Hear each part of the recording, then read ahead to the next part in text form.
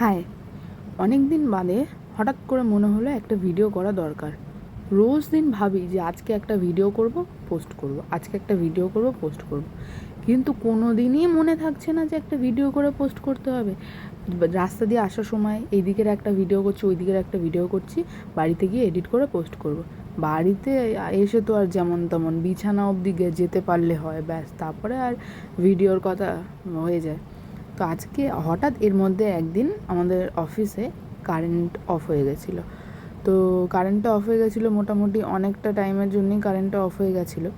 তো তাই জন্য ভাবলাম যে তাহলে একটা এই ভিডিওটাই করা যাক, একটা ভালো, তো এটা পোস্ট করা যাবে। তো এদিকে দেখো, কাণ্ড দেখো, এখানে একটা ব্যাপার হচ্ছে। রাখিতে আমরা আমাদের ছেলেটাকে একটা মানে রাখি পরিয়েছিলাম। তো বড় দিদি হিসাবে ও আমাদের কাউকেই প্রণাম করেনি। তো আমরা একটু বেশি ওকে ভালোবাসি তো সবাই, তাই জন্য ওর সঙ্গে বেশি করা হয়।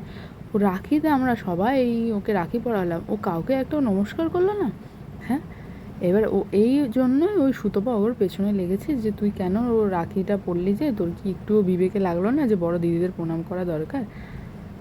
তো এটা বলেছে বলে তাই জন্য ও আমাদেরকে প্রণাম করতে এসেছে, তাও প্রণাম করছে না, ওকে জোর করে প্রণাম করানো হচ্ছে।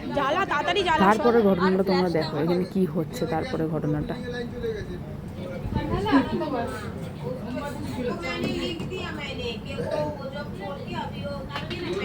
আগুনের পরশ মনি